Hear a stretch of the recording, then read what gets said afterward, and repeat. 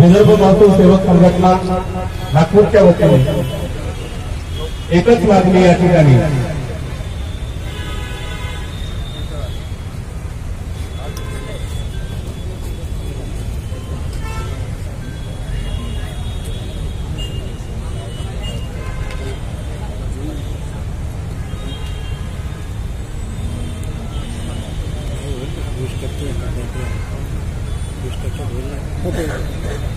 Live मध्ये लोकांना battery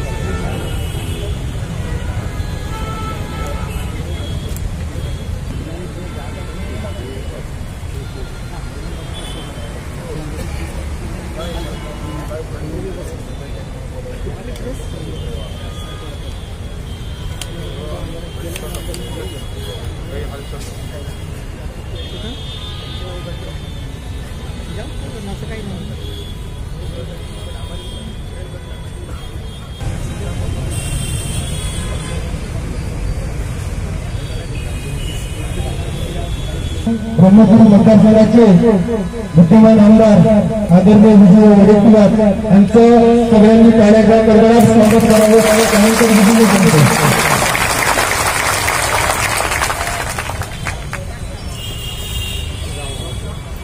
महसूल सेवकाच्या अन्नदान आंदोलनामध्ये आज गेले 26 दिवस आपण आंदोलन उभारलं आणि साखळी उपोषण नंतर आता गेली 4 दिवस आमरण उपोषण सुरू आहे. सरकारला तुमच्याकडून काम करून घेताना आनंद होतो, परंतु सरकारला तुम्हाला देताना मात्र दुःख होतं. या रस्त्याने मंत्री 10-15 वेळा गेले असतील. महसूल मंत्री नागपूरचे आणि संविधान चौकामध्ये हे आंदोलन असून याकडे बघायला सुद्धा आणि आज 4था दिवस या अन्नत्याग आंदोलनाला आहे. एकीकडे सर्व महसुलाची कामं तुमच्याशिवाय होत नाही.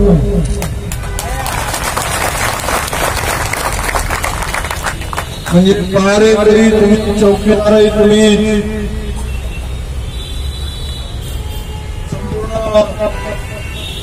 सारा जमा करणारे तुम्ही, तहसीलदारचा ड्रायव्हर नसेल तर ड्रायव्हरही तुम्ही.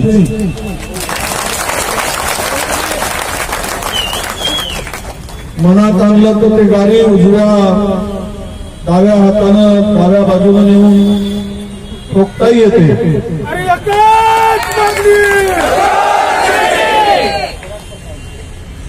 पण शासकीय कामं करायची आणि शासकीय नोकरी किंवा शासकीय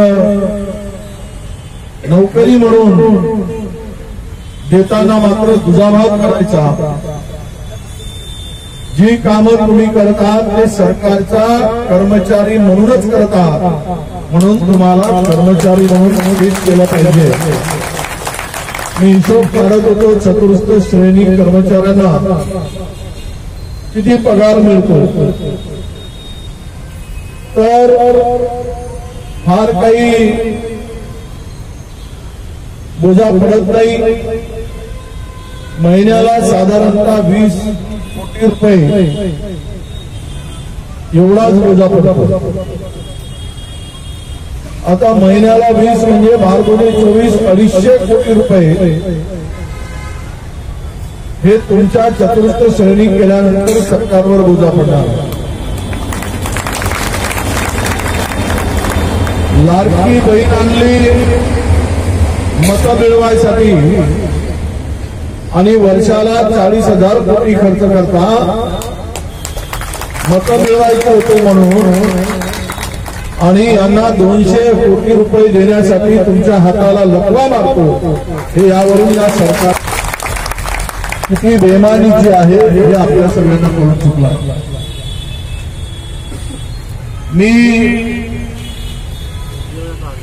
15-16 या 2 दिवसामध्ये महसूल मंत्र्याकडे बैठक लावण्याचा त्यांना मी पत्र देतोय. बैठक लावण्यासंदर्भात कळवतोय. नव्हे तर बैठक लावण्यासाठी त्यांच्या मागे मी लागणार आहे. आणि तुम्ही साधारणतः 10 ते 12,000 आपण महसूल सेवक आहोत. उद्या निवडणुका आहे. तुम्ही जर त्या पेट्या उचलले नाही तर काय नायब तहसीलदार आणि तहसीलदार उचलणार आहे? महसूल सेवकांना चतुर्थ समितीचा त्यामुळं तुमची आवश्यकता नक्की आहे.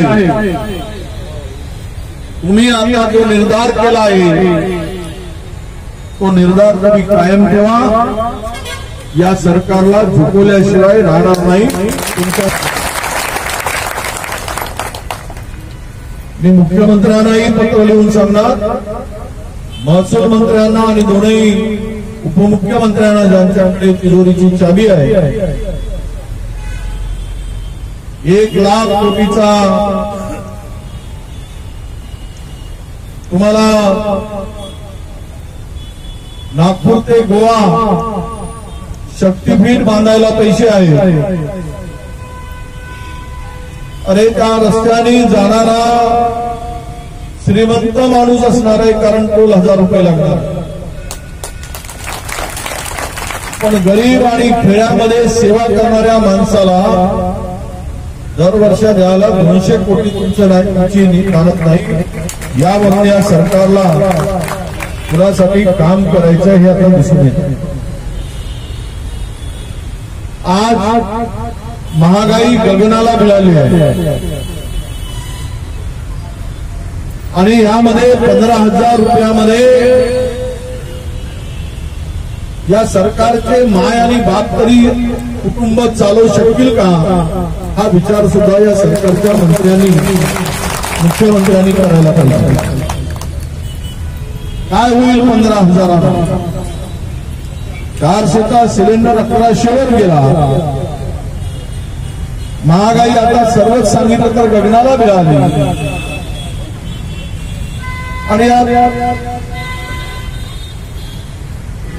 सर्व सेवा देणारा माणूस त्याला मी तुम्हाला तुमची लढाई सुरू ठेवा. मी निर्धाराने सांगेल की अधिवेशन डिसेंबरमध्ये आहे आणि त्यापूर्वी सुद्धा तुमची भूमिका, तुमचे प्रश्न सरकारकडे मांडेल आणि त्या पलीकडे जाऊन तुम्हाला मी पूर्णतः काँग्रेस पक्षाचा आणि माझा व्यक्तिशा पूर्ण पाठिंबा जोपर्यंत ही मागणी होणार नाही तोपर्यंत जाहीर करतो आहे, पाठीमागे उभा राहणार. अदानी अंबानीला 5 लाख कोटीच्या जागा देऊन टाकल्या. मुंबईमधल्या 5 लाख कोटीच्या जागा दिल्या. 1327 एकर जागा मुंबईतली अदानीला देऊन टाकली. त्यावेळेस तुम्हाला काहीच वाटत नाही, लाज वाटत नाही, शरम वाटत नाही. आणि या लहानशा कर्मचाऱ्याला गावखेड्यामध्ये सेवा देणाऱ्या माणसाला देताना तुम्ही तिजोरीची चिंता करता, पैशाची चिंता करता, हे बरोबर नाही. म्हणून मी सर्व शक्तीनिशी पाठिंबा देतो आहे आणि 15-16 या 2 दिवसामध्ये माझ्या कारण 10 ऑक्टोबरला ओबीसीचा मोर्चा आहे. त्यामुळे मी आता एवढ्या मुंबईला जाणार नाहीये. मी आज उद्यामध्ये महसूल मंत्र्यांशी चर्चा करतो, त्यांना फोनवर त्यांच्याशी बोलून वेळ घेतो आणि आपल्या सगळ्या प्रतिनिधी मंडळाला घेऊन बैठक लावून देण्याचं काम करतो आणि निर्णय करू हा विश्वास देतो. आपण या सर्वांमध्ये तुमचं मेहनत, तुमचं आंदोलन, तुमचं उपोषण हे वाया जाणार नाही. तसंही तुमच्या नशिबात कष्ट आहे. थोडे दिवस कष्ट पडतील, पण मुलांच्या बाळांच्या भविष्यासाठी आजचे कष्ट उद्या उपयोगी पडतील. त्यासाठी हे सातत्य ठेवून त्याला पुढे न्या. सरकारला झुकवण्यासाठी जे जे करता येईल ते आम्ही सर्व तुमच्या पाठीमागे राहून करू हा विश्वास देतो, हा शब्द देतो. धन्यवाद. नमस्कार.